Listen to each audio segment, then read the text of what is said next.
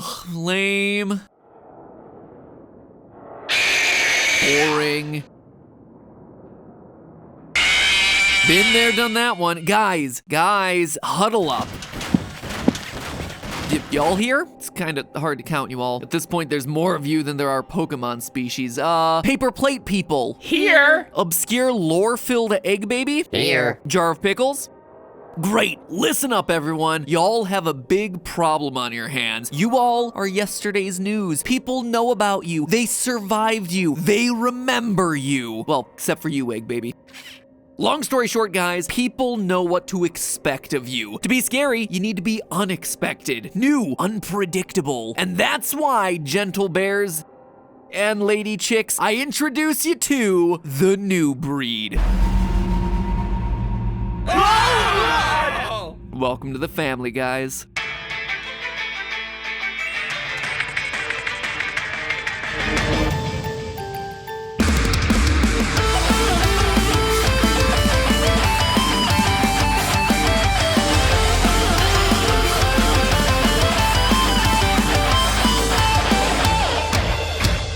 Internet, welcome to Game Theory, the show where my waistline is extending faster than the FNAF universe. When it comes to Five Nights at Freddy's, I've made no small deal about how huge this franchise has gotten. I mean, if you're looking to keep up with all the lore, this year, 2020 alone is home to not one, but 5 new book releases. As if 7 main games, 4 spin-offs, and the Still in the Works movie weren't enough. But there was an announcement made by Scott earlier this year that I've been wanting to talk about for a while. An announcement that, to me, isn't just important to this franchise, but is important for all of gaming. Between all my jokes about how much I hate the franchise and how complex the lore has gotten, I've always said that the way Scott has crafted these games and how he's managed to run his community is perhaps the smartest, most modern way of making a video game. From the very first Five Nights game, he understood that the current age of gaming is all about sharing your experiences, that no 2 playthroughs should ever be alike, that obscure screens, jump scares, glitches, minigames, all of it should appear randomly and with very small probabilities so that people can go online and ask their friends, wait,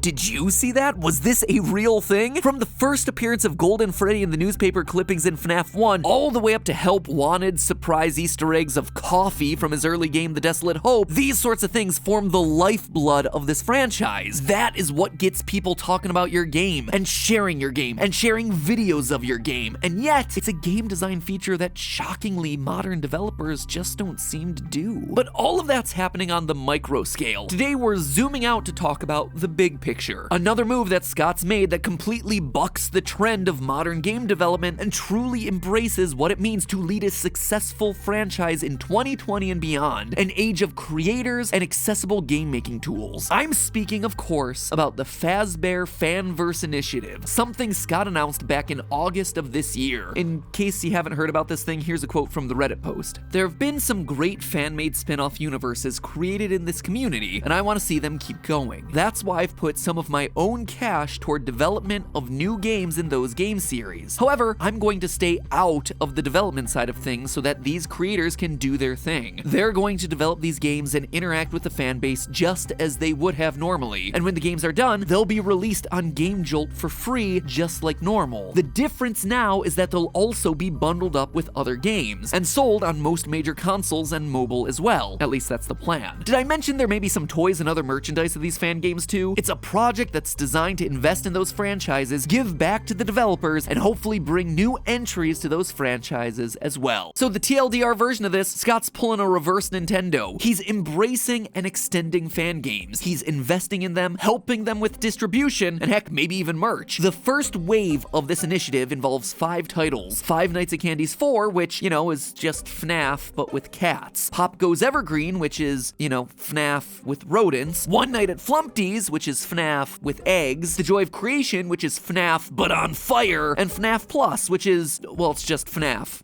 Plus. That is obviously a big simplification of all these games just for the joke, but you get the point here. They're all spin-off games with the basis of Five Nights at Freddy's. Now, all of this sounds well and good, right? I mentioned that it seemed like Scott Cawthon was taking the initiative to embrace and extend existing fan works, and those are words with warm and fuzzy vibes, but they're also words that have, well, they have themselves a history that's a lot less warm and fuzzy than you might think, thanks to a third E that's less mentioned, extinguish. That might sound harsh and seem like it's coming out of nowhere, so let me explain what I mean with all this. I think it's necessary to talk about another company that publicly took the embrace and extend approach and what it meant for the evolution of an industry and how Scott is taking a similar approach but turning it on its head. Ladies and gentlemen, it's time for a lesson on everyone's favorite game theory topic, antitrust law. Antitrust law seems to be a hot topic these days, with Facebook robot Mark Zuckerberg and Twitter CEO Jack Dorsey getting grilled in front of Congress this year not just once, but twice. While it might be a trending topic in 2020, big tech companies getting taken to task for monopolistic and anti-competitive business practices is nothing new. Back in the 90s, before companies like Google and Twitter and Facebook were but a twinkle in some source code's eye, the tech giant that everyone had their sights on was Microsoft. And mind you, this was almost a decade before anyone had even heard of an Xbox. This is back in the days of Internet Explorer, who, let me tell you, was facing some fierce competition from the likes of Chrome?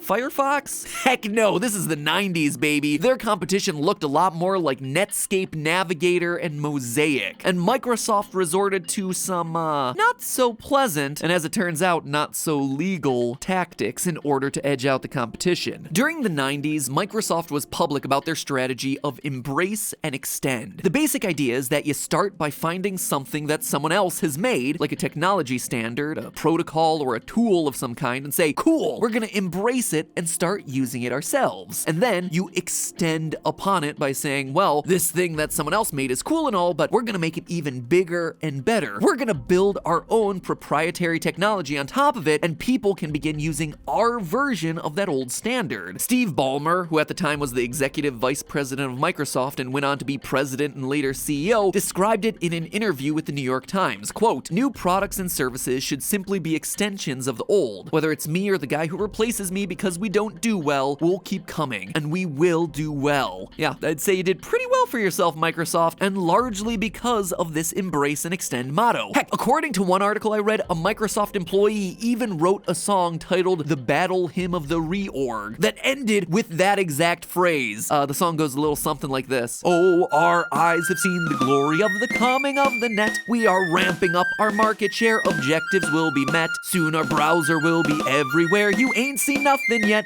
We embrace and we extend. Man, and I thought I was nerdy. On its face, the policy of embracing and extending tools and protocols made by other people seems generous, right? You're adding to what's already there. But what this hides is the fact that once you take an existing standard and extend it with your own proprietary technology, you own the part that you're adding. And not only that, you're replacing the original public open standard with your own version that you alone have control over, effectively taking ownership over a standard that someone else created. And when Microsoft talked publicly about the first two E's, there was a hidden third E that they didn't like to mention in public, extinguish. Because once you've extended the old standard with your own proprietary additions, having effectively hijacked something that someone else had made, you now have control that you can use to extinguish the competition. By the way, that third E, extinguish, isn't just speculation on the part of Microsoft haters. Though Microsoft never talked about it publicly for obvious reasons, an investigation by the US Department of Justice found that the motto extend, embrace, extinguish was used in Microsoft internal communications. And considering that the entire court case centered around the fact that Microsoft was allegedly using anti-competitive practices to bar other companies from competing with them, the fact that they were literally trying to extinguish the competition didn't work all that well in their favor. Pro tip, if you have a business strategy that's evil and illegal, try not to use words that make it sound evil and illegal. And then don't use it in company emails, you doof! The Microsoft example is a bit technical, but it's easy to see examples of a similar strategy used in the entertainment world if you look at Disney. Rather than creating their own original stories, they began by embracing folk tales and classic stories in the public domain, like Sleeping Beauty, Beauty and the Beast, Cinderella, and The Little Mermaid. No problems there. They were open and available for anyone to use. Then, they extended these classic classic fairy tales by creating their own animated versions of these stories with their own spins on them. But then they effectively extinguished competition by replacing the original work with their own. And when it comes to protecting their own characters and copyright, Disney is fiercely controlling. Unlike Microsoft, Disney has managed to do this without breaking any laws.